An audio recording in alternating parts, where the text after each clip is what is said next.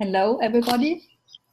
We are in the second hangout of the COP15 MOOC, and the topic of this week was legal cultures. Hello, Doris. You are the facilitator of week 2. Hello, everybody. Hello, Jutta. Thank you very much for starting the Google Hangout.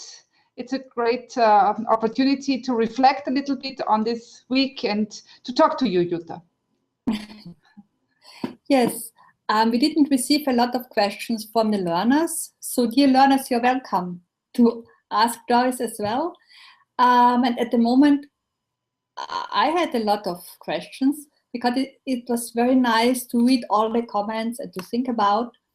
And so my first question, maybe because it's evening and I'm a little bit hungry, my first question is about food.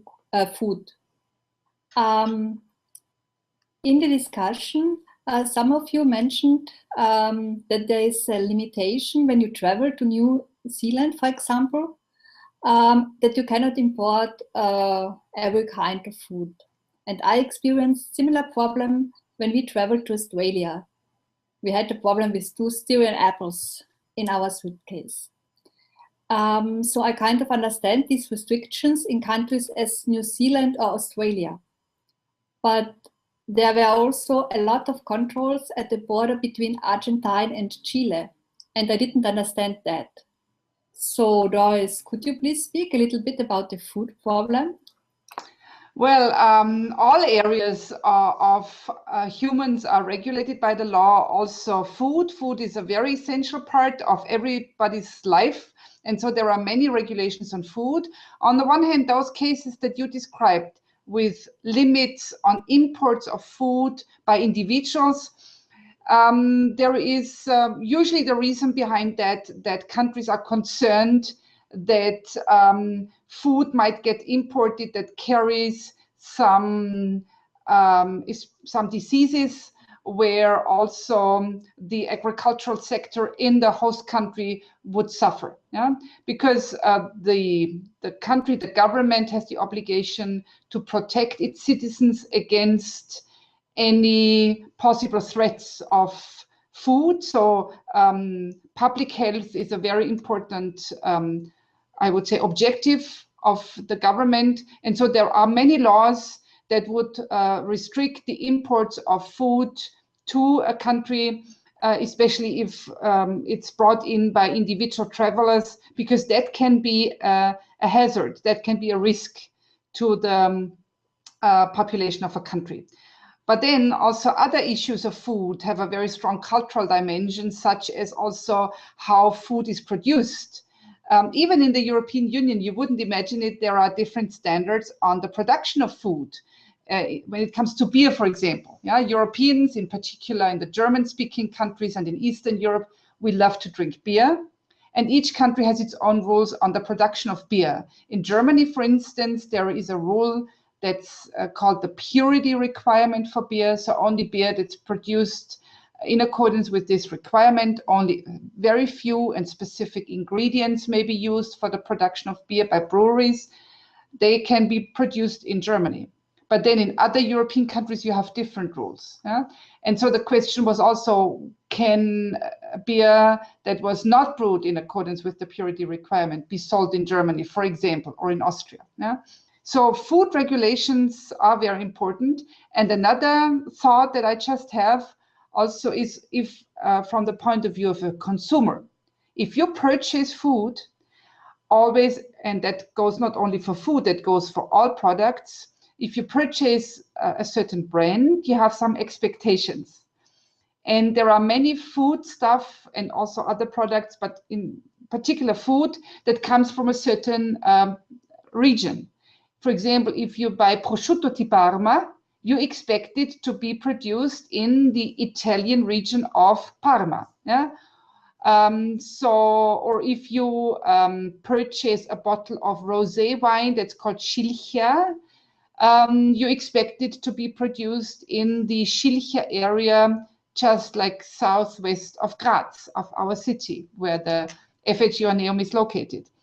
And so also these denominations of origin, they play a very important role also, again, for consumer expectations. So it's on the one hand consumer and health safety, which stands behind those rules that you mentioned earlier, Jutta, that prohibit the import of certain agricultural products, but then it's also expectations of consumers, quality standards of products.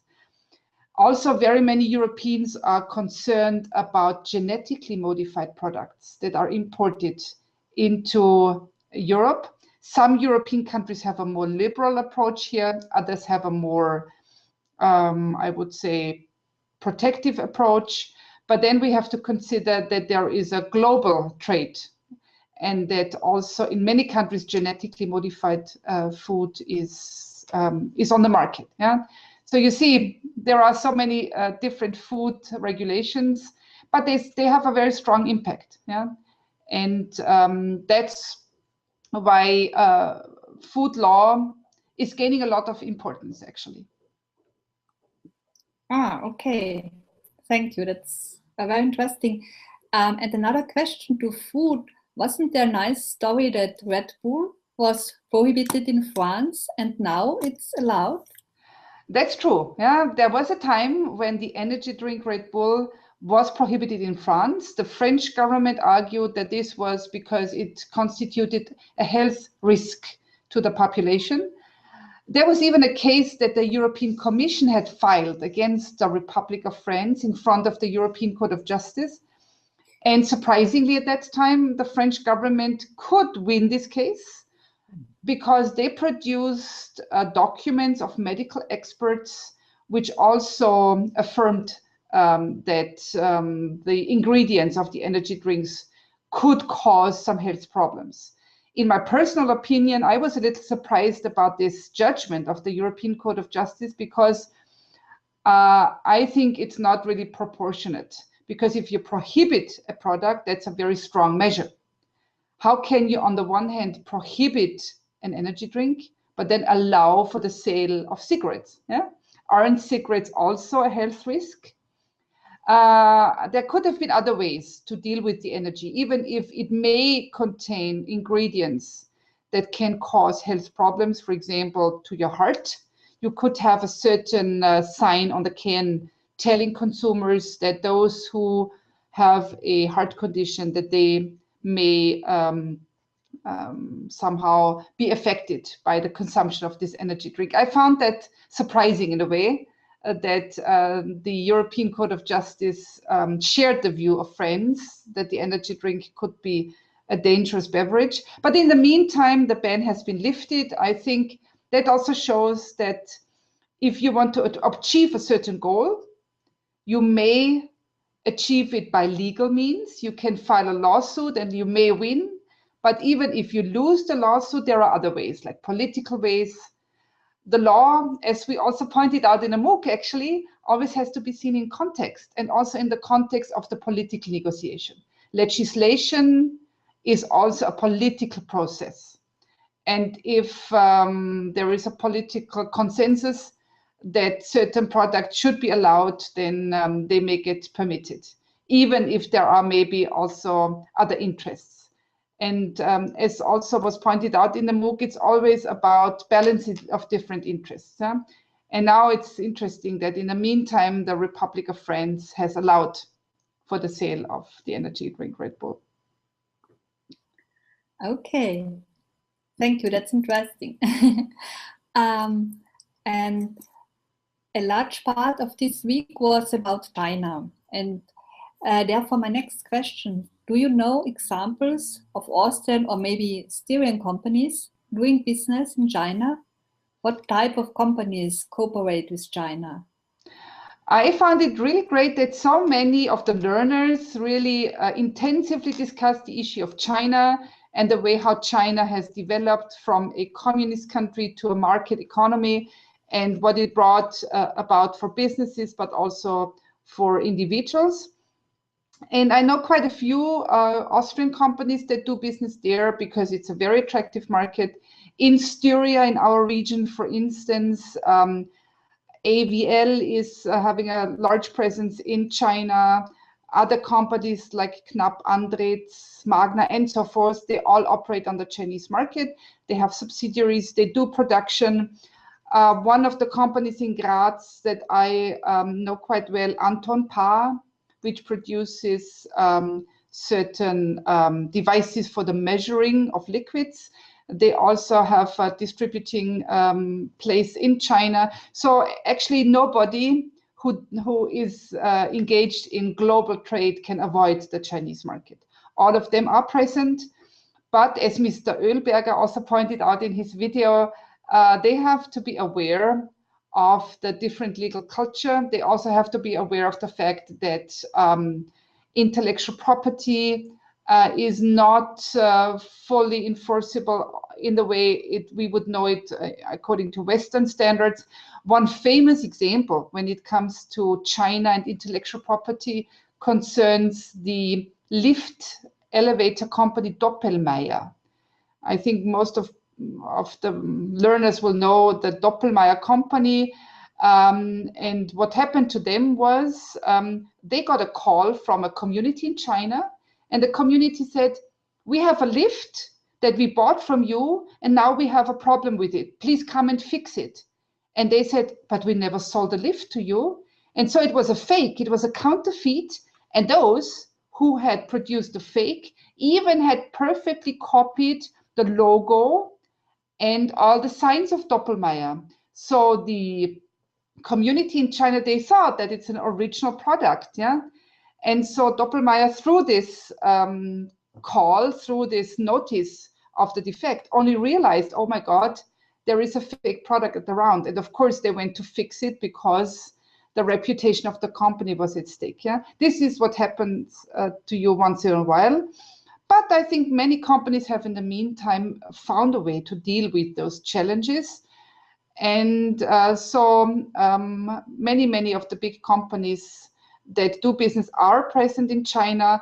Also companies, for example, like Sandvik, that's a big company in Upper Styria, that is heavily interested in the natural resources, because China is very rich in natural resources, and all companies that need those resources for their production will also have very close contacts and connections to China, and they are present there, and they have learned the so-called guanxi, the way of negotiating, the way of creating a network.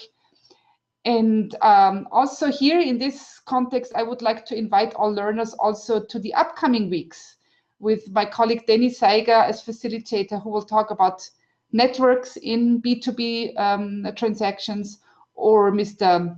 Thomas Schmalzer, who is going to talk about emerging markets. So for us also in the Institute of International Management, China is a very important target market.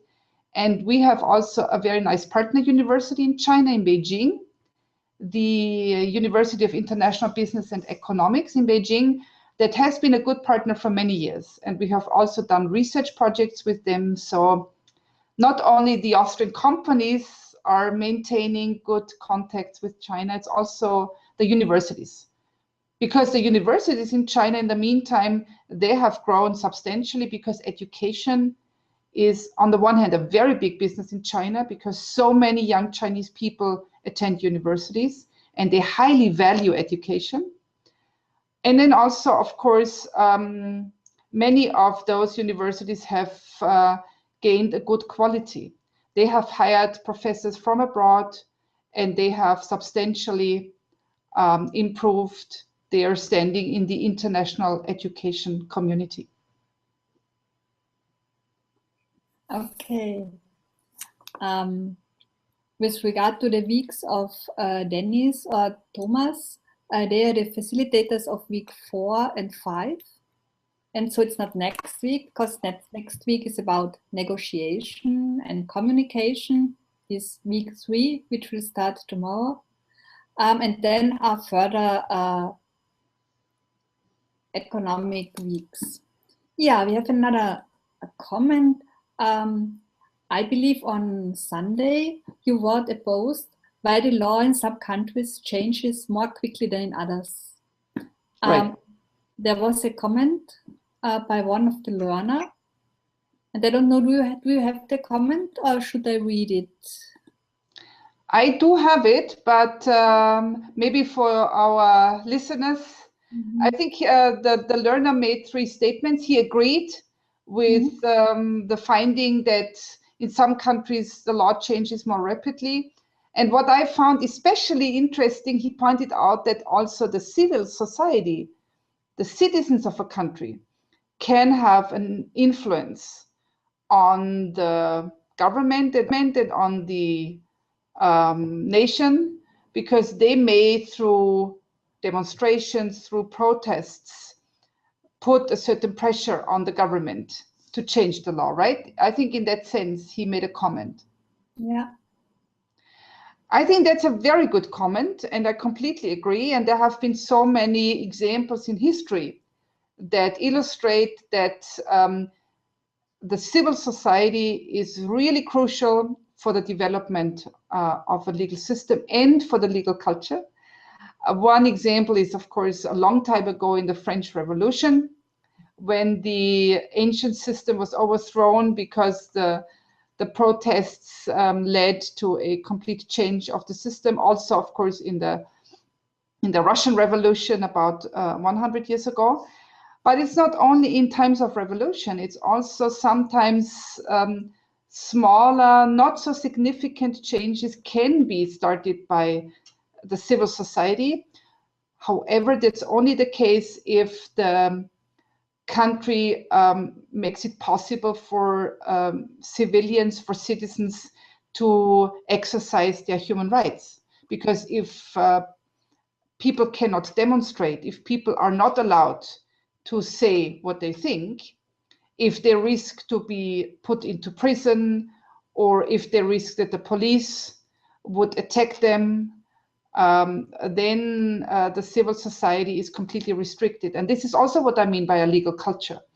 If critics of government are facing prison sentences, or if they are threatened, or if the media is controlled, the media also has a very large impact here, then also the civil society cannot function. And some of the links that I shared with the learners, that leads also to the World Justice Report, and that highlights also the importance of human rights, including, for example, also fair trial, but free speech, freedom of demonstration. These are key issues.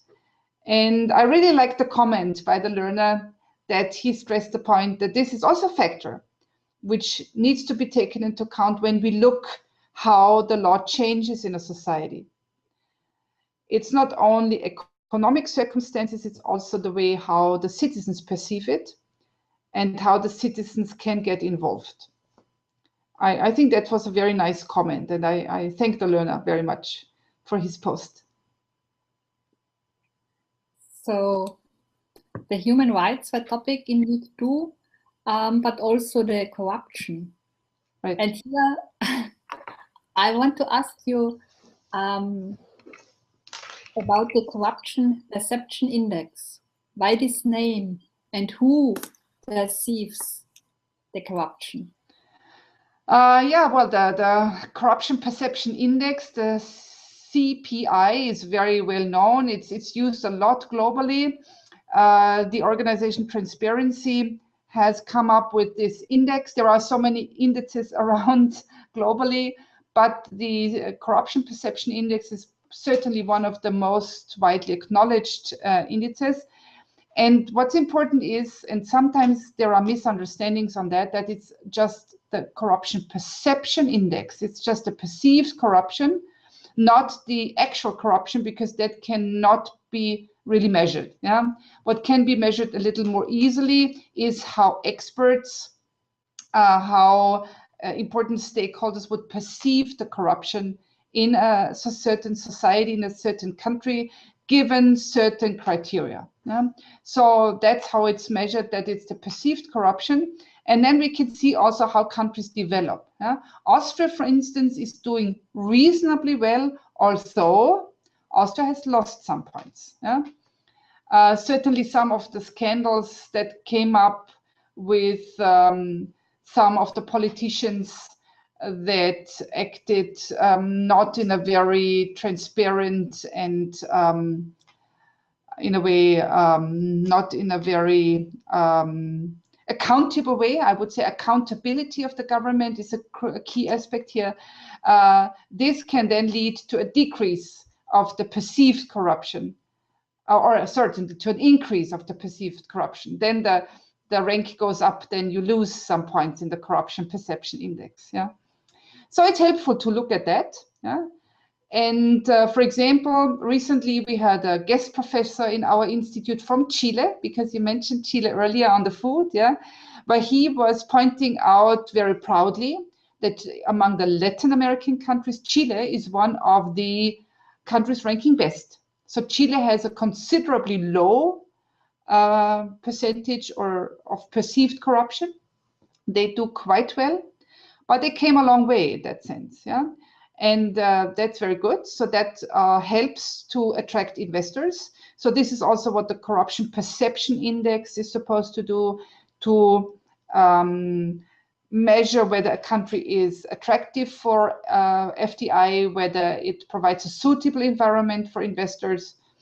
Not only the corruption perception index is a measure, but it's one of the components that investors would look into. And also, therefore, corruption is closely linked to the legal culture in a country. Yeah? And therefore, I think it's very good that the learners brought up the issue of corruption. It was discussed widely.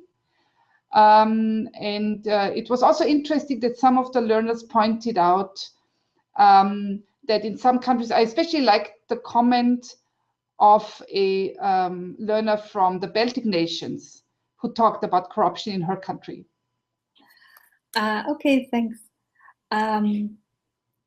So that were my questions, but Doris, do you have an additional topic you want to share with the learners now at the end of week 2? One point that came up actually in class today. Some of the learners who had been active in the MOOC also were in class today with me, and there were some nice presentations that students did. And one of them was on Canada, because Canada is a country with lots of immigration, such as also Australia, US, and so on. But in Canada, for instance, according even to the Constitution, multiculturalism is a key component. So it's explicitly guaranteed according to the Constitution. And in class, we discussed the issue of Muslim identity, because in Canada, there are also many Asian immigrants, and some of them are Muslims. And in some districts in Canada, for some time, there was a tendency to install arbitral tribunals for family law matters. So for instance, if a family from Pakistan, for example, who were Muslims, lived in the province of Alberta, and then they had a legal issue, they could turn to an arbitration court, to an arbitral tribunal, rather than to a Canadian state court. And they had somebody from the Muslim community who would serve as an arbitrator and would resolve the conflict. On the one hand, this is really an interesting development, because it enables that somebody who knows the cultural background would then make a decision on their legal issue, rather than maybe a judge in a Canadian state court who would not be familiar with the cultural background. On the other hand, what if the foreign law from the specific country would clash with fundamental values of the Canadian society? Yeah? What would happen then? And we discussed that in class, that in a country, sometimes you even can have not only one legal culture, but several legal cultures according to the population in a country. And what would happen if the foreign legal culture in a specific host community would clash with some legal cultures in the in the host country, what would happen then? Yeah, what would prevail? And also how legal cultures would change through migration. We talked a little bit about migration, and we also see that in so many areas of the world, that this is also a factor which has a strong impact on the society, on the way how people live together, how they perceive different cultures, and how they also set up their rules for their living together and for everything that they find among themselves. And so this is also something that we discussed today. And many of the postings that I found in the MOOC were very interesting for me. I really enjoyed reading some of the comments, also how countries change over time and how they have gradually also opened up to more liberal views. On the other hand, you can also see, and this is what creates some problems, that now in times of a certain economic crisis, countries and also the legal systems of the countries would again be more closed. Yeah? So in times when people feel insecurity, when people feel that their living standards are not guaranteed anymore, then it becomes evident that they rather seek for solutions in their immediate neighborhood. Yeah? And that also makes it more difficult to adopt to foreign legal cultures. Yeah? That rather leads to more like, as we would say in the German speaking word, Biedermeier. So it's more like going back to your own little house because you feel that you're safe there. Also, you're not, certainly, yeah, because the house is connected to the whole world and you cannot turn away from the global challenges. But this is also development that we see, especially, I would say, in Europe, where many nations are shaken by the economic crisis, where the unemployment is very high and where people are really frustrated. Yeah? And that has an impact on the civil society, but also on the way how people deal with the application of the laws. So this is, I think, how it's connected. Yeah, thank you, Doris, for your very nice input, and yeah, that you had answers to my questions, of course. I tried to. And now I'm sorry that Gudrun, who is the facilitator of week 3, cannot be with us because she's busy. But she promised that she will do a video message for everybody, and you will find this video message at the COPE 15 website. So have a nice weekend. Yeah. It's Monday. Now have a nice end of week 2, and we will meet again tomorrow in week 3. Good night and bye-bye. Bye-bye. Thank you. Bye.